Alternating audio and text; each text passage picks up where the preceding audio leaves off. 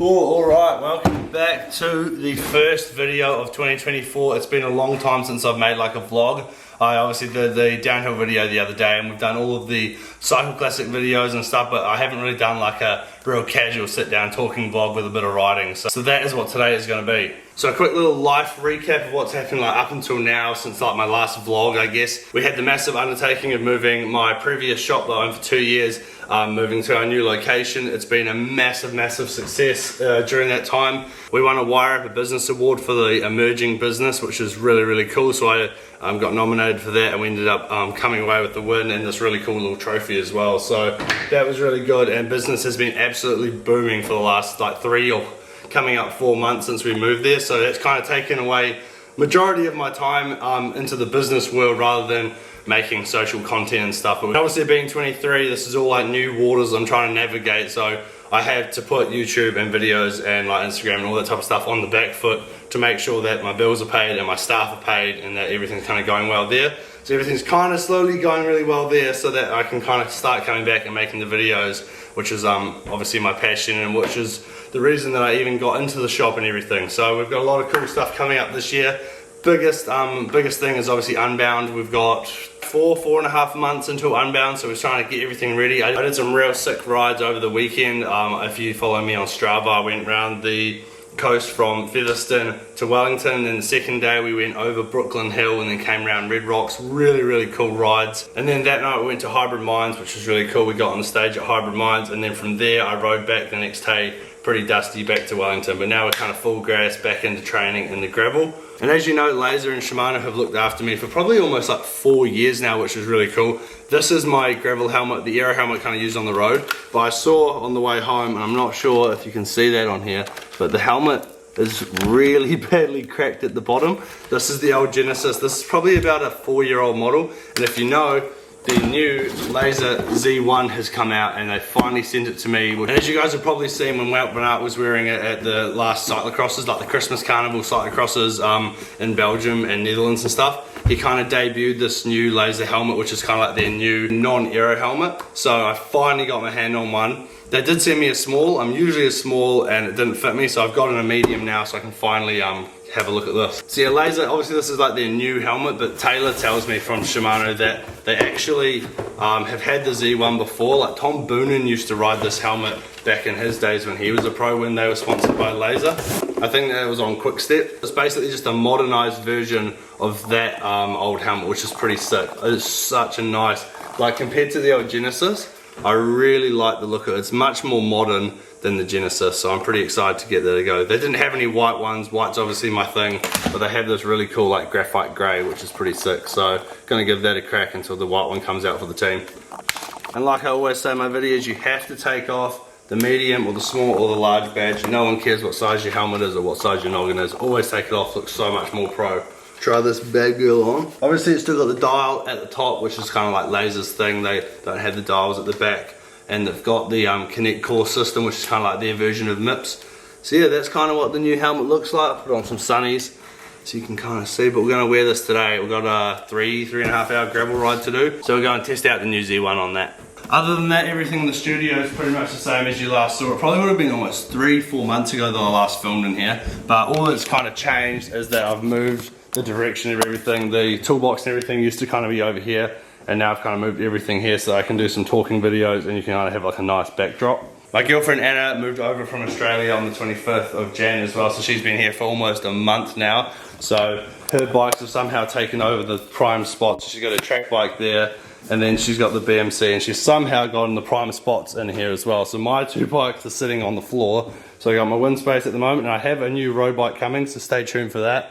And then I've got my Cannondale Topstone all clean as well. I've probably done close to like 500-600 kilometers on this bike already, and it is doing so well. I have nothing but good things to say about it. I've made it look so much better than it came out of the box. But yeah, the 2x SRAM Force for the type of riding that I'm doing, and especially the long stuff, absolute game changer compared to the 1x GRX. So yeah, I'm really enjoying this. So yeah, we're going to be taking that for a ride later on. Kind of got the Zwift set up, but we're in the middle of summer here in New Zealand, as you can see. so the Zwift is not being used at the moment. I got this cool little feedback stand as well for the Syntesi to just kind of hang it up there. I am looking for a, you know, we built this up with like a 10-speed SRAM red E-TAP group set. I want to try and build it up actually like proper to its year, so I want to try and find like a Durace 9-speed group set for it with the old traditional rim brake shifters and stuff, so that's kind of why it's up there for now, until I can find all the original parts for it. Got all the camera gear and stuff over here, and just my office and my desk as normal, and I'm trying to organise everything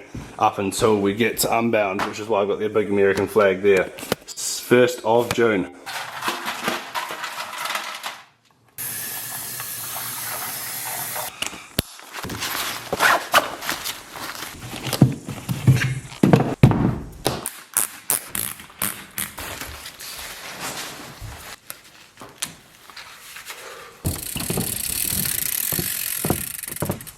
Alright, plan for the day is basically 3 or 4 hours gravel endurance. Try and ride as much gravel as I can. I think there's about 2 or 3 decent like 10-minute gravel climbs in the route that I'm looking at. So yeah, it's already pretty hot. It's about 28 degrees. It's probably going to get out to about 31 today, so I've got the hydration pack on, not because I actually need the hydration pack. 2 big bottles on the bike would probably be absolutely fine, but for Unbound I am looking at using this Evoc water system. So this little backpack, so all my spares in the back, kind of keeps my pockets clear just for food. Don't have to have anything actually on my bike, and I'm pretty sure it's a little bit faster to have everything on your back than everything on your bike as well. So yeah, pretty much any long ride over like 2.5 hours I try to bring this with me, just basically just so I can get used to it before I have to ride 13-14 hours of Unbound with it. So yeah, that's kind of the plan for today, so let's get out there.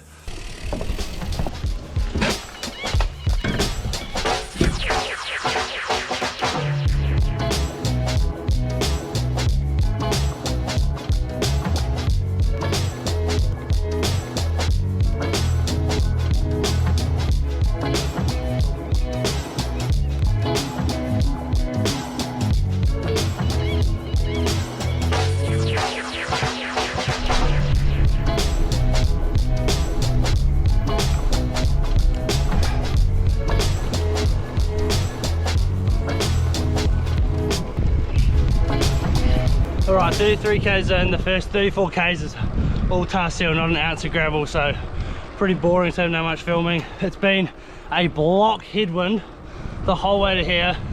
I'm about to hit the first gravel climb, and it's going to be a block headwind the whole way over that, so off to a good start.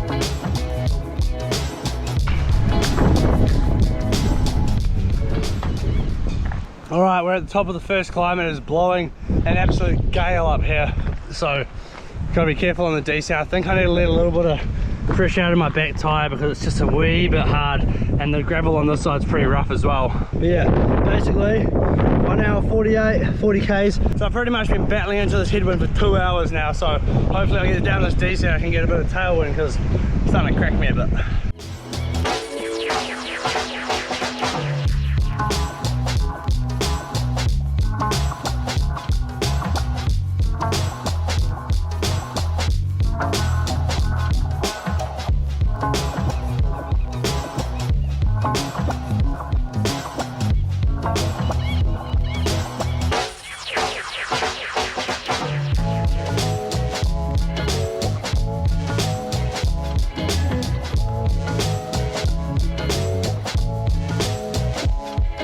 That escalated very quickly. 3 hours 3 hours into a headwind, and then 1 hour pretty much shitty tailwind home, and I'm absolutely bonked.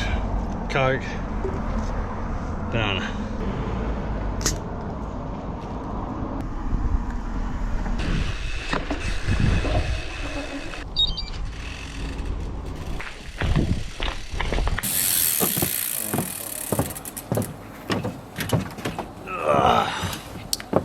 Okay, I'm pretty belted.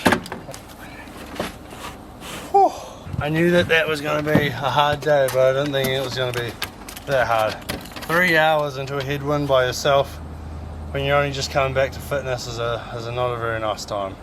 So 100.5 kilometers, 4 hours 7 minutes, 24.3k an hour average, and pretty much 1100 meters of vert. So not a bad down saddle.